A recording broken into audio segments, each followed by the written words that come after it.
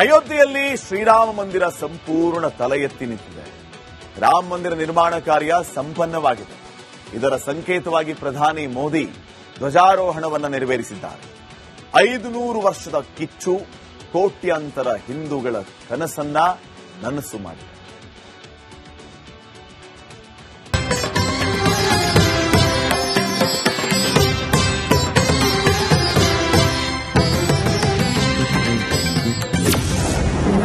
ಮುಗಿಯಿತು ವನವಾಸ, ಶುರುವಾಯಿತು ರಾಮರಾಜ್ಯ. ಚಿನ್ನದ ಶಿಖರದ ಮೇಲೆ ಧರ್ಮಧ್ವಜ ಸ್ಥಾಪಿಸಿದ ಮೋದಿ. ಇದು ಅಸಂಖ್ಯ ಭಕ್ತರ ಹರಕೆ ಪೂರ್ಣಗೊಂಡ ದಿನ. ಶ್ರೀರಾಮ ಜನ್ಮಭೂಮಿಯಲ್ಲಿ ಇವತ್ತು ಗತ ವೈಭವ ಮರುಕಳಿಸಿದ ದಿನ. ಅಯೋಧ್ಯೆಯಲ್ಲಿ ಇಂದು ಧರ್ಮಧ್ವಜ ರಾರಾಜಿಸಿದೆ. ಪ್ರಧಾನಿ ಮೋದಿಯಿಂದ ದೈವಿಕ ಧ್ವಜಾರೋಹಣ. ರಾಮ ಮಂದಿರದ ಮೇಲೆ ರಾರಾಜಿಸಿದ ಧರ್ಮಧ್ವಜ. ದೇಶದ ಆಧ್ಯಾತ್ಮಿಕ ಶಕ್ತಿ ಕೇಂದ್ರ, ಸಮಸ್ತ ಭಾರತೀಯರ ಶ್ರದ್ಧಾ ಕೇಂದ್ರವಾಗಿರುವ ಅಯೋಧ್ಯೆಯ ರಾಮ ಮಂದಿರ ಇವತ್ತು ಐತಿಹಾಸಿಕ ಧಾರ್ಮಿಕ ಕಾರ್ಯಕ್ರಮಕ್ಕೆ ಸಾಕ್ಷಿಯಾಗಿದೆ. ಮಂದಿರ ನಿರ್ಮಾಣ ಪೂರ್ಣಗೊಂಡಿರುವ ಸಂಕೇತವಾಗಿ ಪ್ರಧಾನಿ ಮೋದಿ ದೇವಸ್ಥಾನದ ಗೋಪುರದ ಮೇಲೆ ಧರ್ಮ ಧ್ವಜವನ್ನ ಸ್ಥಾಪನೆ ಮಾಡಿದ್ದಾರೆ.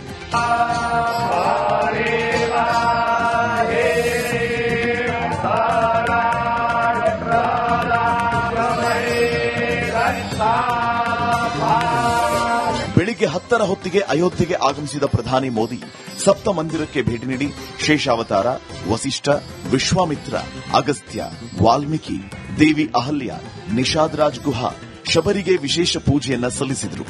ರಾಮ್ ದರ್ಬಾರ್ ಗರ್ಭಗೃಹ, ರಾಮಲಲ್ಲಾ ಗರ್ಭಗೃಹ ದರ್ಶನ ಪಡೆದು ಗರ್ಭಗುಡಿಯಲ್ಲಿ ರಾಮಲಲ್ಲಾಗೆ ವಿಶೇಷ ಪೂಜೆಯನ್ನ ಸಲ್ಲಿಸಿದರು. ಅಭಿಜಿತ್ ಮುಹೂರ್ತದಲ್ಲಿ ವೇದ ಮಂತ್ರದೊಂದಿಗೆ ದೈವಿಕ ಧ್ವಜಾರೋಹಣ ನೆರವೇರಿಸಿದ್ದಾರೆ. ಈ ಧರ್ಮ ಧ್ವಜ केवल एक ध्वजा नहीं, ये भारतीय सभ्यता के पुनर्जागरण का ध्वज है. इस पर रचित सूर्य वंश की ख्याति, वर्णित होम शब्द और अंकित कोविदार वृक्ष राम राज्य की कीर्ति को प्रतिरूपित करता है. ರಾಮ ಮಂದಿರ ನಿರ್ಮಾಣ ಪೂರ್ಣಗೊಂಡಿರುವ ಸಂಕೇತವಾಗಿ ಮಂದಿರದ ಮೇಲೆ ಧರ್ಮಧ್ವಜ ರಾರಾಜಿಸಿದ್ದು, ಈ ಐತಿಹಾಸಿಕ ಧಾರ್ಮಿಕ ಸಮಾರಂಭವು ದೇಶದ ಆಧ್ಯಾತ್ಮಿಕ ಒಗ್ಗಟ್ಟನ್ನು ಪ್ರದರ್ಶಿಸಿದೆ. ಈ ಕಾರ್ಯಕ್ರಮವು ರಾಮ ಮತ್ತು ಸೀತೆಯ ವಿವಾಹ ಪಂಚಮಿಯ ಮುಹೂರ್ತ ದಿನದಂದೇ ನಡೆದಿರುವಂತಹದ್ದು ಇನ್ನೊಂದು ವಿಶೇಷ.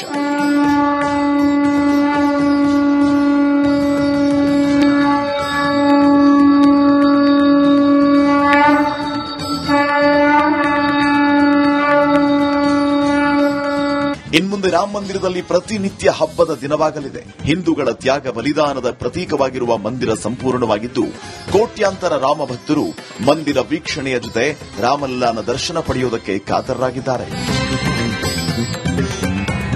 News desk, Republic Kannada.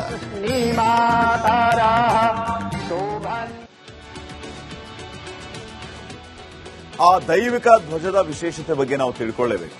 ಇವತ್ತು ಒಂದು ವಿಶೇಷವಾದಂತಹ ದಿನ. ಆ ದಿನಕ್ಕೆ ನಾವೆಲ್ಲರೂ ಕೂಡ ಸಾಕ್ಷಿಯಾಗಿ ದೈವಿಕ ಧ್ವಜಾರೋಹಣವನ್ನು ಪ್ರಧಾನಿ ಮೋದಿ ಅವರು ನೆರವೇರಿಸಿದರು. ಏನದರ ವಿಶೇಷತೆ? 61 ಅಡಿ ಎತ್ತರದ ಮಂದಿರದ ಮೇಲೆ ದೈವಿಕ ಧ್ವಜಾರೋಹಣ ನೆರವೇರಿದೆ. 10 ಅಡಿ ಅಗಲ, 20 ಅಡಿ ಉದ್ದದ ದೈವಿಕ ಧ್ವಜ ಇದು. ಭಗವಾ ರಂಗದಲ್ಲಿ ಇರುವಂತಹ ಧ್ವಜ, ಕೇಸರಿ ಬಣ್ಣದಲ್ಲಿ ಇರುವಂತಹ ಧ್ವಜ. ಗಂಟೆಗೆ 60 ಕಿಲೋಮೀಟರ್ ವೇಗದ ಗಾಳಿಯನ್ನ ಈ ಧ್ವಜ ತಡೆದುಕೊಳ್ಳುತ್ತೆ. 360 ಡಿಗ್ರಿ ತಿರುಗುತ್ತೆ ದೈವಿಕ ಧ್ವಜದ ಆ ಕಂಬ. ಧ್ವಜಕ್ಕೆ ಯಾವುದೇ ರೀತಿ ಹಾನಿಯಾಗದಂತೆ ಅಲ್ಲಿ ಎಲ್ಲಾ ರೀತಿಯ ತಂತ್ರಜ್ಞಾನವನ್ನ ಬಳಸಲಾಗಿದೆ. ಗುಜರಾತ್ನ ಅಹಮದಾಬಾದ್ನಲ್ಲಿ ಈ ಧ್ವಜವನ್ನ ತಯಾರು ಮಾಡಲಾಯಿತು. ಕೇಸರಿ ಬಣ್ಣದ ತ್ರಿಕೋನಾಕಾರದ ದೈವಿಕ ಧ್ವಜ ಇದು. ಆ ಧ್ವಜದಲ್ಲಿ ಸೂರ್ಯ ಇದ್ದಾನೆ. ಓಂ ಆಧ್ಯಾತ್ಮಿಕ ಸಂಕೇತ ಇದೆ. ಇದರ ಜೊತೆಗೆ ಕೋವಿದಾರ್ ಮರ ಇದೆ. ಸೂರ್ಯ ವಂಶವನ್ನ ಪ್ರತಿನಿಧಿಸುವಂತದ್ದು ಸೂರ್ಯ. ಸಂಪನ್ನತೆ ಮತ್ತು ಶಕ್ತಿಯ ಒಂದು ಸಂಕೇತ ಆ ಸೂರ್ಯ.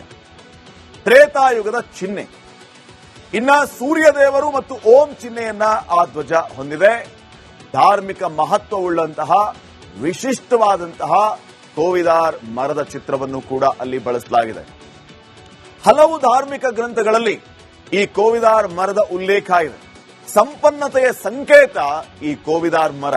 ಅಷ್ಟೇ ಯಾಕೆ, ತ್ರೇತಾಯುಗದಲ್ಲಿ ಭರತನು ರಾಜಭಾರ ಮಾಡುವಂತಹ ಸಂದರ್ಭದಲ್ಲಿ ತನ್ನ ಧ್ವಜದಲ್ಲಿ ರಾಜಧರ್ಮ ಲಾಂಛನದಲ್ಲಿ ಬಳಸಿದ್ದು ಇದೇ ಕೋವಿದಾರ್ ಮರ ಅನ್ನುವಂತಹ ಉಲ್ಲೇಖ ರಾಮಾಯಣದಲ್ಲೇ ಇದೆ, ವಾಲ್ಮೀಕಿ ರಾಮಾಯಣದಲ್ಲಿ. ದೈವಿಕಿ ಧ್ವಜ ತಯಾರು ಮಾಡೋದಕ್ಕೆ 25 ದಿನ ಬೇಕಾಗಿದೆ. 3 ಪದರಗಳ ಬಟ್ಟೆಯಿಂದ ಈ ಧ್ವಜವನ್ನ ತಯಾರು ಮಾಡಲಾಗಿದೆ. ಅಂಚುಗಳನ್ನ ಚಿನ್ನದ ಎಳೆಗಳಿಂದ ಮಾಡಲಾಗಿದೆ. ರೇಷ್ಮೆಯಿಂದ ಕೂಡಿದೆ.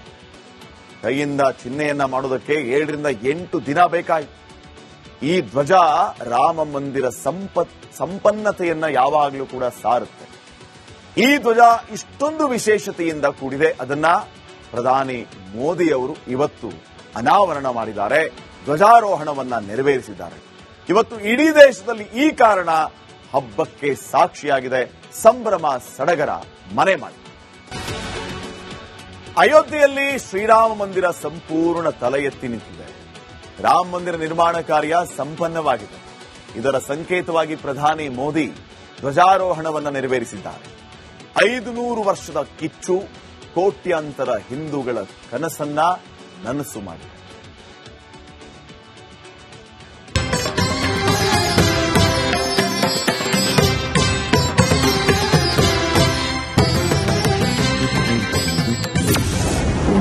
ಮುಗಿಯಿತು ವನವಾಸ, ಶುರುವಾಯಿತು ರಾಮರಾಜ್ಯ. ಚಿನ್ನದ ಶಿಖರದ ಮೇಲೆ ಧರ್ಮಧ್ವಜ ಸ್ಥಾಪಿಸಿದ ಮೋದಿ.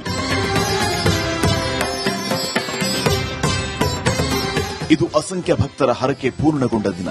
ಶ್ರೀರಾಮ ಜನ್ಮಭೂಮಿಯಲ್ಲಿ ಇವತ್ತು ಗತ ವೈಭವ ಮರುಕಳಿಸಿದ ದಿನ. ಅಯೋಧ್ಯೆಯಲ್ಲಿ ಇಂದು ಧರ್ಮಧ್ವಜ ರಾರಾಜಿಸಿದೆ. ಪ್ರಧಾನಿ ಮೋದಿಯಿಂದ ದೈವಿಕ ಧ್ವಜಾರೋಹಣ. ರಾಮ ಮಂದಿರದ ಮೇಲೆ ರಾರಾಜಿಸಿದ ಧರ್ಮಧ್ವಜ. ದೇಶದ ಆಧ್ಯಾತ್ಮಿಕ ಶಕ್ತಿ ಕೇಂದ್ರ, ಸಮಸ್ತ ಭಾರತೀಯರ ಶ್ರದ್ಧಾ ಕೇಂದ್ರವಾಗಿರುವ ಅಯೋಧ್ಯೆಯ ರಾಮ ಮಂದಿರ ಇವತ್ತು ಐತಿಹಾಸಿಕ ಧಾರ್ಮಿಕ ಕಾರ್ಯಕ್ರಮಕ್ಕೆ ಸಾಕ್ಷಿಯಾಗಿದೆ. ಮಂದಿರ ನಿರ್ಮಾಣ ಪೂರ್ಣಗೊಂಡಿರುವ ಸಂಕೇತವಾಗಿ ಪ್ರಧಾನಿ ಮೋದಿ ದೇವಸ್ಥಾನದ ಗೋಪುರದ ಮೇಲೆ ಧರ್ಮ ಧ್ವಜವನ್ನ ಸ್ಥಾಪನೆ ಮಾಡಿದ್ದಾರೆ.